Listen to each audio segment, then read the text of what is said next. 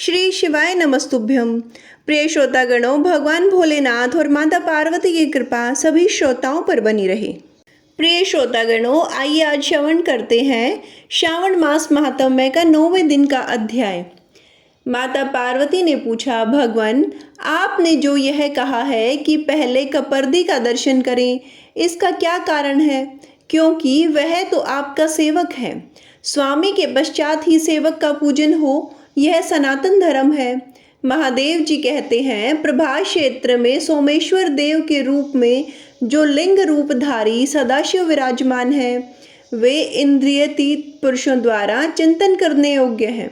उनके वाम भाग में वाराह रूपधारी भगवान विष्णु और दक्षिण भाग में प्रजापति ब्रह्मा जी विराजमान हैं।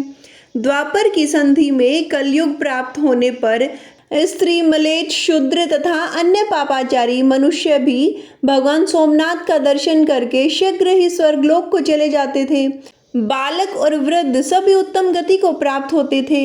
यह देख इंद्र आदि देवता मेरी शरण में आए और हाथ जोड़कर बोले, भगवान आपके प्रसाद से यह संपूर्ण स्वर्ग मनुष्यों से भर गया है। अतः अब हमारे लिए कोई दूसरा स्थान दीजिए, जिसके लिए भयंकर कुंभिका पाप सजाया गया, रौरव तथा शालमली आदि नरकों का निर्माण किया गया। उन्हें स्वर्ग में स्थित देखकर यमराज ने अपना व्यापार ही छोड़ दिया है। मैंने कहा, देवताओं, मैंने चंद्रमा की भक्ति से संतुष्ट होकर उसे यह प्रतिज्ञा की है कि प्रभास क्षेत्र में सदा मेरा निवास होगा। मैं अपनी कही हुई बात किसी प्रकार पलट नहीं सकता। जो लोग वहां मेरा दर्शन करेंगे वे निश्चय ही स्वर्गलोक में जाएंगे। पार्वती यह सुनकर देवता भय से व्याकुल हो गए और तुम्हें वहां खड़ी देखकर हाथ जोड़कर बोले, माता तुम ही हमें आश्रय दो। यूं कहकर वे तुम्हारी स्तुति करने लगे। देवता बोले, देवेश्वरी तुम्हें नमस्कार है। जगदम्बा तुम्हें नमस्कार है। कमल के समान नेत्रों वाली देवी तुम्हें नमस्कार है। सुवर्ण के सदृश गोर आकृति धारण करने वाली गौरी तुम्हें नमस्कार है। जगत की सृष्टि और संहार करने वाली महेश्वरी तुम्हें नमस्कार है। शंकर प्रिय तुम्हें नमस्कार है। काल का भी नाश करने वाली कालरात्रि तुम्हें नमस्कार है। गिरिजा कुमारी तुम्हें नमस्कार है। आर्ये, भद्रे, विशालाक्षी, त्रिलोक सुंदरी तुम्हें नमस्कार है। तुम्ही रति, धृति, श्री, स्वाहा, स्वधा, सती, दुर्गा, मति, मेधा, पृथ्वी तथा सर्वस्वरूपा हो। तुमने इस संपूर्ण चराचर त्रिलोकी को व्याप्त कर रखा है। नदियों, पर्वत शिखरों, समुद्रों, गुफाओं, वनों, मंदिरों तथा मुनियों के आश्रमों में भी तुम विराज रही हो। देवी, तीनों लोकों में ऐसा कोई स्थान मैं नहीं देखता जहां तुम विराजमान न हो। विशाल नेत्रों वाली शिवे, हमारी यह प्रार्थना सुनकर महान भय से हमें बचाओ। पार्वती, इंद्र आदि देवताओं के इस प्रकार स्तवन करने पर तुम करुणा के वशीभूत हो हाथ मलने लगी। इससे गजराज के से मुख वाला एक मनोहर कुमार प्रकट हुआ, जिसके 4 भुजाएं थी। तब तुमने देवताओं से कहा, देवगण, मैंने तुम्हारे हित के लिए इस बालक को उत्पन्न किया है। यह मनुष्यों के समक्ष सब प्रकार के विघ्न उपस्थित करेगा। जिससे मोहग्रस्त हो वे सोमनाथ का दर्शन नहीं करेंगे और अपने पापों के कारण नरक में जाएंगे। इसके बाद गजानन ने तुमसे विनयपूर्वक पूछा, माँ मुझे आज्ञा दो, मैं तुम्हारी क्या सेवा करूं? तुमने कहा, बेटा तुम प्रभास क्षेत्र में जाओ, जहां सोमेश्वर लिंग के रूप में महादेव जी सदैव निवास करते हैं। वहां रहकर सोमनाथ की रक्षा करो, जिससे मनुष्यों को उनका दर्शन न हो सके।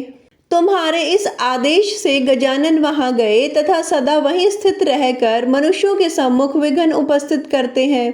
जब किसी मनुष्य को वे सोमनाथ के प्रति आते देखते हैं, तब उनके मार्ग में स्त्री, पुत्र, ग्रह, क्षेत्र, धन, धान्य आदि का महान मोह लाकर रखते हैं और इस प्रकार उसके सामने बड़ा भारी विघ्न डालते हैं, जिससे वे मानव सोमेश्वर शिव का दर्शन नहीं कर पाते अथवा गलगंड आदि रोग पैदा कर देते हैं, जिससे पीड़ित होकर मनुष्य सोमेश्वर के दर्शन से वंचित रह जाता है। वे गजानन ही लोक पूजित कपर्दी हैं। अतः सोमेश्वर की प्राप्ति के लिए प्रतिदिन प्रयत्न पूर्वक कपर्दी की पूजा करनी चाहिए। उन प्रभा क्षेत्र में रक्षक गणेश का स्त्रोत द्वारा स्तवन करना चाहिए। महादेवी, मैं कपर्दी का वह विघ्न विनाशक स्त्रोत कहता हूँ। ध्यान पूर्वक होकर सुनो। ओम विघ्नराज को नमस्कार है, कपर्दी को नमस्कार है। अत्यंत भयंकर दाढ़ वाले प्रभा क्षेत्र निवासी गणेश को नमस्कार है। सोमनाथ की यात्रा के निर्विघ्नता पूर्वक पूर्ण होने के लिए कपर्दी को नमस्कार करके मैं सिद्धि बुद्धि प्रियतम मंगलकारी विघ्नराज की स्तुति करता हूँ, जो महागणपति शूरवीर, किसी से भी पराजित न होने वाले, जय की वृद्धि करने वाले, 1, 2 तथा 4 दांतों वाले, 4 भुजाओं वाले, त्रिनेत्रधारी, हाथ में त्रिशूल रखने वाले, लाल नेत्रों वाले, वरदायक, अजय, शंकुकर्ण, प्रचंड, दंडनायक, लो दंडधारी, मुख से हविष्य ग्रहण करने वाले तथा हविष्य के प्रेमी हैं एवं पूजित न होने पर जो मनुष्यों के साथ कार्यों में विघ्न डालते हैं, उन महाभयंकर पार्वती नंदन गणेश जी को मैं नमस्कार करता हूँ, जिनके गंड स्थल में मद की धारा बहती है, नेत्र भयंकर हैं और मुख हाथी के समान है, जिसकी कांति सदा एक सी रहती है, जो ध्रुव, निश्चल और शांत है, उन विनायक को मैं प्रणाम करता हूँ। भगवान, आप सबसे पहले प्रकट हुए हैं। आपने प्राचीन देवताओं के कार्य की सिद्धि के लिए हाथी का रूप धारण करके समस्त दानवों को भयभीत किया और अपने को ऋषियों तथा देवताओं का स्वामी सिद्ध कर दिखाया। इस प्रकार पूर्व काल में देवताओं ने शिवपुत्र गणेश का स्तवन करके अपना कार्य सिद्ध करने के लिए रक्त चंदन मिश्रित जल और लाल पुष्पों से उनका पूजन किया। जो चतुर्थी को लाल वस्त्र धारण करके 1 या 2 समय पूर्वोक्त रूप से गणेश जी की पूजा करता है और नियम से रहते हुए नियमित भोजन करता है, वह सबको अपने वश में कर लेता है। संपूर्ण तिथियों और समस्त यज्ञों में जो फल प्राप्त होता है, उसी को गणेश जी की स्तुति करके मनुष्य पा लेता है। उसे कभी विघ्न का भय नहीं होता और वह अपने पूर्व जन्म की बातों का स्मरण करने वाला होता है।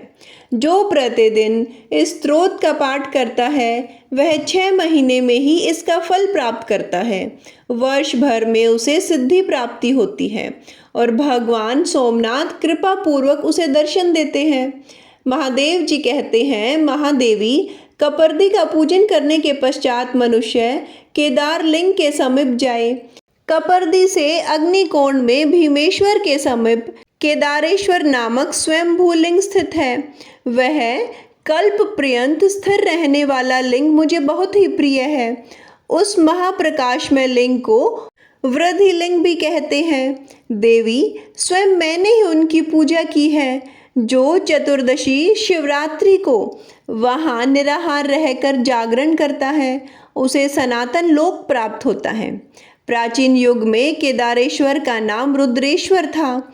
इस युग में मलेच्छों के स्पर्श के भय से केदार जी समुद्र के समीप इसी लिंग में लीन हो गई, इसलिए इसका नाम केदार हो गया। जो मनुष्य आहार को जीतकर माघ मास में रुद्रेश के दक्षिण भाग में 10 धनुष की दूरी पर समुद्र में स्थित पद्मकेतु नामक महाकुंभ में नहाकर विधि पूर्वक रुद्रेश की पूजा करेगा, उसे केदार यात्रा का पूर्ण फल प्राप्त होगा। उनके पूजन से ब्रह्म हत्या आदि महापापों का नाश होता है। प्राचीन काल में शशि बिंदु नाम से विख्यात एक चक्रवर्ती राजा थे। उनकी पतिव्रता स्त्री उन्हें प्राणों से भी अधिक प्रिय थी। राजा के पास एक सुंदर सुवर्ण में आकाशगामी विमान था, जिसके द्वारा वे अपनी इच्छा के अनुसार संपूर्ण लोकों में घूमते रहते थे। एक समय फाल्गुन कृष्ण पक्ष की चतुर्दशी का पर्व आने पर राजा शशि बिंदु उत्तम प्रभा क्षेत्र में आए। वहाँ उन्होंने बहुत से महर्षियों को देखा जो जप में और होम में तत्पर हो रात्रि में जागरण करने के लिए श्री सोमनाथ जी के सम्मुख बैठे हुए थे।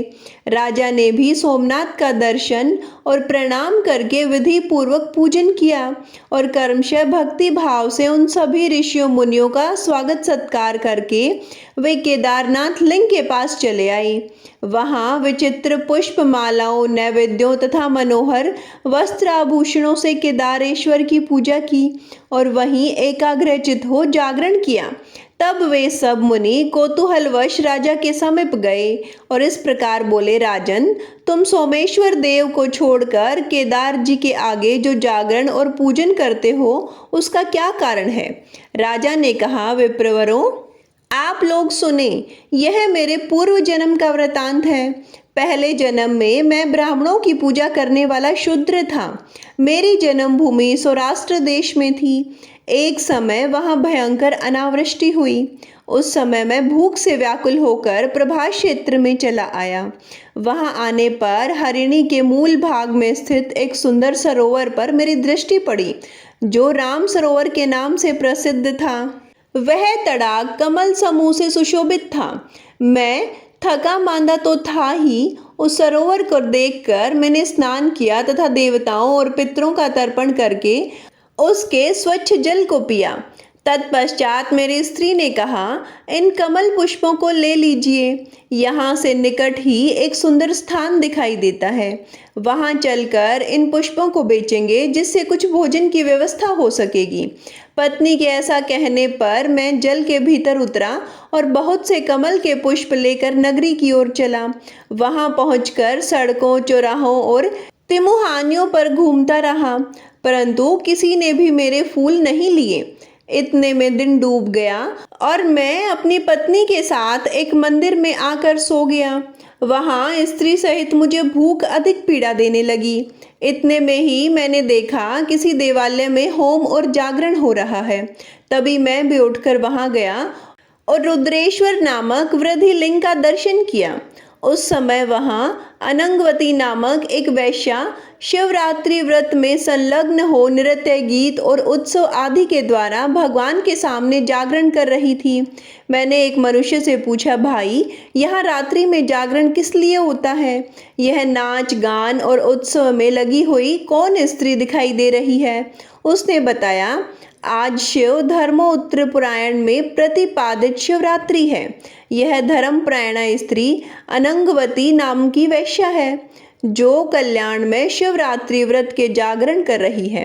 जो कोई मनुष्य शिवरात्रि व्रत करता है उसे दुख, दरिद्र और बंधन की प्राप्ति नहीं होती। दुष्ट ग्रह, अरिष्ट योग, रोग अथवा भय भी उसके पास नहीं आता। वह उत्तम कुल में उत्पन्न हो सुख और सौभाग्य से युक्त होता है, तेजस्वी, यशस्वी तथा पूर्णतः कल्याण का भागी होता है। उस मनुष्य की बात सुनकर मेरे मन में भी व्रत करने का निश्चित विचार हुआ। मैंने सोचा, अन्न का अभाव होने के कारण उपवास तो मुझे विवश होकर करना ही है, अतः क्षार समुद्र पद्मक तीर्थ में स्नान करके इन कमल के फूलों से भगवान महेश्वर की पूजा करूं। तब मैंने स्त्री सहित स्नान करके भक्ति भाव से कमल के फूलों द्वारा भगवान रुद्रेश्वर का पूजन किया। पत्नी के साथ रात भर वहां जागता रहा। सवेरा होने पर वैश्या ने मुझसे कहा, अपने फूलों का मूल्य 3 भर सोना ले लो। परंतु मैंने सात्विक भाव का आश्रय लेकर उसका दिया हुआ मूल्य स्वीकार नहीं किया। भिक्षा मांगकर जीवन निर्वाह करने लगा। दीर्घ काल के पश्चात मेरी मृत्यु हुई। उस समय यह मेरी प्राण प्यारी पत्नी मेरे शरीर को लेकर चिता की अग्नि में प्रवेश कर गई। उस पूजन और जागरण के प्रभाव से मैं पूर्व जन्म की स्मरण रखने वाले चक्रवर्ती राजा हुआ। एक बार संयोगवश यह व्रत किया था, जिसका यह महान फल प्राप्त हुआ।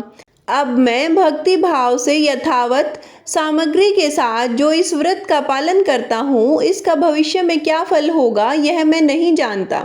यह सुनकर उन ब्राह्मणों के नेत्र आश्चर्य से खिल उठे। उन्होंने साधु साधु कहकर राजा की भूरी भूरी प्रशंसा की। उन्होंने स्वयं भी उस स्वयंभू लिंग का पूजन किया। राजा शशि बिंदु उस केदार लिंग के प्रसाद से देव दुर्लभ उत्तम सिद्धि को प्राप्त हुए। अनंगवती वैश्या शिवरात्रि व्रत तथा केदार लिंग के प्रभाव से रंभा नामक अप्सरा हुई। इसलिए जो विद्वान पुरुष धर्म, अर्थ, काम और मोक्ष की इच्छा रखता हो, उसे प्रयत्न पूर्वक उक्त शिवलिंग का पूजन करना चाहिए। प्रिय श्रोतागणों, श्रावण मास महात्म्य का आज का अध्याय यही समाप्त होता है। आइए अब एक अन्य शिव कथा का लाभ प्राप्त करें। मरने के बाद स्वर्ग के द्वार पर 4 व्यक्ति खड़े थे। इन चारों व्यक्तियों में सबसे पहला तो एक राजा था, दूसरा एक व्यवसाय करने वाला तथा तीसरा एक पंडित और चौथा था एक आम आदमी जो कि एक मजदूर था। किसी को भी यह नहीं पता था कि मृत्यु के बाद स्वर्ग के अंदर कौन प्रवेश कर पाएगा और किसको वहीं से वापस लौटा दिया जाएगा। सब स्वर्ग का दरवाज़ा खुलने की राह देख रहे थे और आपस में बातें कर रहे थे। जैसे कि राजा को मरने से पहले ही आदत थी कि उसने सबसे पहले अपनी बात बताई। राजा ने कहा, मैं बहुत प्रसिद्ध राजा हूँ और मैंने धरती पर रहते हुए बहुत नाम कमाया है, इसलिए मुझे तो पूरी संभावना है कि मैं तो स्वर्ग में ही जाऊंगा।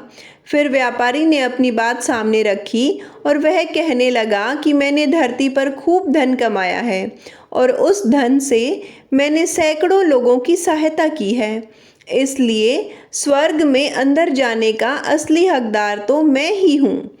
अब बारी आती है पंडित की। तो पंडित जी ने मुंह खोला और सबसे पहले कहा कि चाहे तुम जो भी सोच लो, लेकिन यह बात तो सत्य है कि स्वर्ग के दरवाजे अगर खुलेंगे तो केवल मेरे लिए ही। सब जानते हैं कि पंडित दिन रात भगवान को याद करते हैं, इसलिए यह तो स्वाभाविक है कि स्वर्ग में पंडित का स्वागत किया जाएगा। जब सबने अपना अपना पक्ष एक दूसरे के सामने रख दिया, तब सबकी नज़र उस मजदूर पर पड़ी। वो मजदूर चुपचाप नीचे नजरें किए बिना कुछ बोले वहीं पर खड़ा था। तभी स्वर्ग का दरवाज़ा खुला और वहाँ पर एक देवदूत आकर खड़ा हो गया। उस देवदूत के हाथों में एक पुस्तक थी जिसमें इन सभी के कर्मों का लेखा जोखा था। देवदूत ने सबसे पहले राजा को अपने पास बुलाया और उनसे पूछा कि तुम बताओ, तुमने अपने जीवन में कौन कौन से अच्छे कर्म किए हैं। मैं अपनी इस पुस्तक में देखकर यह निर्णय करूँगा कि तुम स्वर्ग के अंदर आने के लायक हो या नहीं। तब राजा देवदूत से कहने लगा कि मेरा राज्य जितना बड़ा था उतना ही समृद्ध था और मेरे राज्य की सभी प्रजा खुशहाल थी। सभी लोग बड़े आनंद से रहते थे। मैंने उन्हें कभी भी किसी भी चीज़ की कोई कमी नहीं होने दी। यही मेरे अच्छे कर्म हैं और एक राजा का यही तो दायित्व होता है। देवदूत ने राजा की बात सुनकर अपनी पुस्तक में देखा और देखने के बाद राजा से कहा, तुम सच बोल रहे हो। तुमने अपने राज्य की प्रजा को बहुत सुखी रखा था। तुम्हारे राज्य में तुम्हारी प्रजा को किसी बात का कोई दुख नहीं था, लेकिन तुमने अपने राज्य की सीमा बढ़ाने के लिए, अपने राज्य का विस्तार करने के लिए जितने युद्ध किए थे, उन युद्ध के कारण हजारों सैनिकों ने अपनी जान गंवाई थी। उन हजारों सैनिकों के परिवार के दुख का कारण तुम बने थे। इसलिए मैं यह निर्णय करता हूँ कि तुम स्वर्ग में नहीं आ सकते। अब बारी थी व्यापारी की। वह देवदूत ने व्यापारी से पूछा कि तुम बताओ, तुमने अपने जीवन में कौन कौन से अच्छे कर्म किए हैं। तब व्यापारी ने कहा कि प्रभु, मैंने सैकड़ों लोगों को भरपेट भोजन कराया है, कई आश्रमों में दान दिया है, कई बेसहारा लोगों के लिए घर बनाकर दिए हैं। यही मेरे अच्छे कर्म हैं। देवदूत ने फिर से अपनी पुस्तक में ध्यान से देखा और देखने के बाद व्यापारी से कहा कि तुम्हारा कहना भी बिल्कुल ठीक है कि तुमने अपने जीवन में बहुत दान पुण्य किया है, लेकिन यह दान धर्म तुमने जिन पैसे से किया, उन पैसों को कमाने के लिए तुमने न जाने कितनी बार कितने झूठ बोले हैं, न जाने कितनी बार हेरा फेरियाँ की हैं और जाने कितनी मिलावटें भी की हैं, इसलिए तुम स्वर्ग में नहीं आ सकते। जब पंडित से यही सवाल किया गया तो पंडित ने बड़े आत्मविश्वास के साथ कहा कि मैंने तो अनगिनत लोगों को ज्ञान दिया है, हजारों यज्ञ और पूजाएं की हैं, दिन रात भगवान का जाप किया है, इससे अच्छे कर्म और क्या हो सकते हैं। देवदूत ने पंडित की बात सुनकर अपनी पुस्तक के अंदर झांक कर देखा तो फिर पंडित से कहा कि आपने जितने भी लोगों को जो भी ज्ञान दिया है उन बातों पर खुद कभी अमल नहीं किया। आपने यज्ञ पूजा या भगवान का नाम निस्वार्थ भाव से कभी नहीं लिया, इसलिए आपका भी स्वर्ग में आना प्रतिबंधित है। आप स्वर्ग में नहीं आ सकते। देवदूत की बात सुनकर राजा, व्यापारी और पंडित बड़े हैरान थे। अब उन्होंने मजदूर की ओर देखा तो वे आपस में यह सोचने लगे कि इस मजदूर को तो स्वर्ग में जाने का अधिकार ही नहीं है, क्योंकि यह तो इतना गरीब है, इसने तो अपने जीवन में शायद ही कोई दान पुण्य किया हो। मजदूर यह सब देख रहा था और देखकर हैरान था। अब तक वह जिन्हें महान समझता आ रहा था, उनकी व्याख्या स्वर्ग के दरवाजे पर आकर पूरी तरह से बदल गई थी। धरती पर जिन कर्मों को अच्छा समझा जाता है उनका तो यहाँ पर कोई मूल्य ही नहीं है। अब देवदूत ने जब द्वार पर खड़े मजदूर को अपने पास बुलाया और फिर उससे पहले कि वो उससे अच्छे कर्मों के बारे में पूछता, मजदूर खुद ही बोल पड़ा, प्रभु, मैं जानता हूँ मैं भी स्वर्ग में आने के लायक नहीं हूँ, लेकिन मैं फिर भी एक बार बाहर से ही स्वर्ग को झांक कर देखना चाहता हूँ। बस इससे ज़्यादा मेरी कोई इच्छा है ही नहीं, क्योंकि ऐसी इच्छा पालने के लिए मैंने तो अपने जीवन में कभी कुछ किया ही नहीं। मैं तो बस सारा दिन मेहनत करता और उससे जो भी पैसा कमाता उसे अपने परिवार को पालने में खर्च कर देता था। इसलिए दान धर्म के नाम पर तो मेरे पास कुछ बचा ही नहीं था। बाकी लोगों की तरह मैं भला क्या सेवा करता, लेकिन काम के बाद जो थोड़ा सा समय मुझे मिलता था उसको तो मैं बस अपने बूढ़े माँ बाप की सेवा में ही बिता दिया करता था। और फिर यह सब करने के बाद मैं कभी कभी ही मंदिर चला जाता था और भगवान से जैसा भी मुझे उन्होंने दिया है उस जीवन के लिए धन्यवाद करता था। देवदूत ने मजदूर की बात सुनकर अपनी पुस्तक में बड़े ध्यान से देखा और थोड़ी देर देखता ही रहा। फिर उसने मजदूर से पूछा कि तुम याद करके बताओ कि तुमने कभी तो कोई अच्छा काम किया होगा। मजदूर ने फिर थोड़ी देर सोचा और उसके बाद बोला, हाँ प्रभु, मुझे बस थोड़ा थोड़ा सा याद है। एक बार की बात है, मैं बहुत भूखा था और मैं खाना खाने बैठा ही था कि एक बहुत ही कमज़ोर कुत्ता जो ठीक से चल भी नहीं पा रहा था, वह मेरे पास आ गया और मेरे खाने को देखने लगा। तब मैंने अपनी रोटी जो केवल एक ही बची थी उसे खिला दी और उस दिन मैं भूखा ही सोया था। बस मुझे लगता है कि मैंने अपने जीवन में केवल एक यही अच्छा कर्म किया था।